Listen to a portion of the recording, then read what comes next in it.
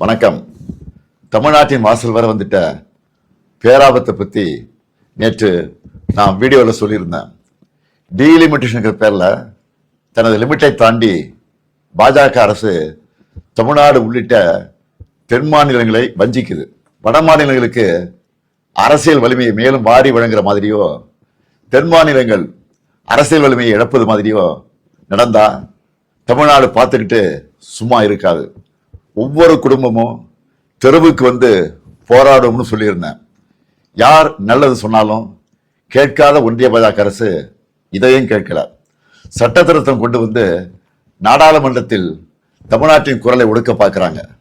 நாளைக்கு கொண்டு வரப்போகிற சட்ட திருத்தத்தால வட மாநிலத்துக்கும் தென் மாநிலங்களுக்குமான உறுப்பினர்கள் எண்ணிக்கை வேறுபடும்.